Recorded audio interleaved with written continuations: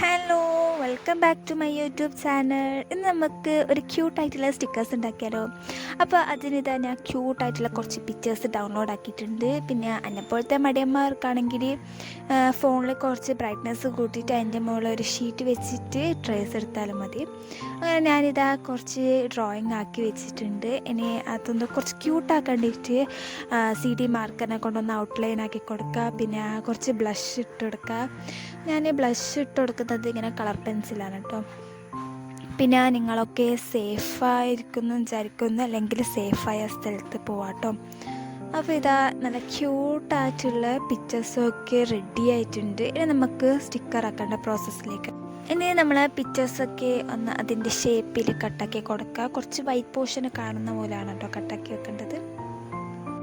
ഇനി sello tape നമുക്കിങ്ങനെ ഒട്ടിച്ച് കൊടുക്കണം. സെല്ലോ ടേപ്പ് ഇങ്ങനെ പറിച്ച് എടുക്കുന്ന പോലെയാണ് കേട്ടോ ഒട്ടിക്കേണ്ടത്.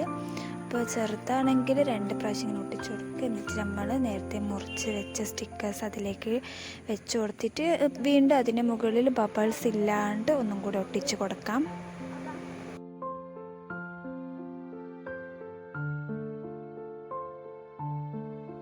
ഇനി ഇത് നമുക്ക് മെല്ലനെ പറിച്ചെടുക്കാം. ഇനി ഇത് നമുക്ക് ഒന്ന് അതിൻ്റെ ഷേപ്പിലൊന്ന് മുറിച്ചെടുക്കാം. കുറച്ച് റിസ്ക് ഉണ്ടാകും, അതൊന്നും സാരമില്ലെന്നേ, നമുക്കതൊന്ന് മുറിച്ചെടുക്കാം. ഇനി ഈ സ്റ്റിക്കേഴ്സൊക്കെ ഒട്ടിക്കാൻ നമുക്കൊരു സ്റ്റിക്കർ പാഡ് ഉണ്ടാക്കിയാലോ. അതിന് ബട്ടർ പേപ്പർ അല്ലെങ്കിൽ A4 ഷീറ്റ് തന്നെ മതിയാകും. അതിന് മുകളിലൊന്ന് ട്രാൻസ്പെറൻറ്റ് ഒരു പൊതി പോലെ ഇട്ടിട്ട് അത് ഒട്ടിച്ചാൽ മതി. ഇപ്പോൾ ബട്ടർ പേപ്പർ ആണെങ്കിൽ മതി. ഇങ്ങനെ ഇപ്പോൾ ബട്ടർ പേപ്പറിൽ കുറച്ച് ഗ്രിഡ് ലൈറ്റ്സ് എല്ലാം ആക്കിയിട്ട് സ്റ്റിക്കേഴ്സ് നോക്കി ചെയ്തിട്ട് അതിലാണ് ഒട്ടിച്ചത്. ഇപ്പോൾ കണ്ടാൽ ആരെങ്കിലും പറയും വീട്ടിൽ നിന്ന് ഉണ്ടാക്കിയതെന്ന്. അതിന് നമുക്കിതൊന്ന് ടെസ്റ്റ് ചെയ്തൊക്കെയാലോ. സംഭവം സെറ്റാണ് ഗൈസ്. അപ്പോൾ നിങ്ങളെന്തായാലും ട്രൈ ചെയ്തൊക്കെ നിങ്ങൾ ഉണ്ടാക്കി നിങ്ങളെ ഫ്രണ്ട്സിനൊക്കെ കൊടുക്കുക ഗിഫ്റ്റായിട്ട്.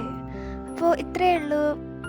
അപ്പോൾ ഈ വീഡിയോ ഇഷ്ടപ്പെട്ടിട്ടുണ്ടെങ്കിൽ നിങ്ങൾ സബ്സ്ക്രൈബും ചെയ്തേക്കണേ. പിന്നെ നിങ്ങളെ ഫീഡ്ബാക്സൊക്കെ കമൻറ്റിലൂടെ അറിയിക്കണേ. എന്തെങ്കിലും ഇട്ടോളൂ, വായിക്കാലോ.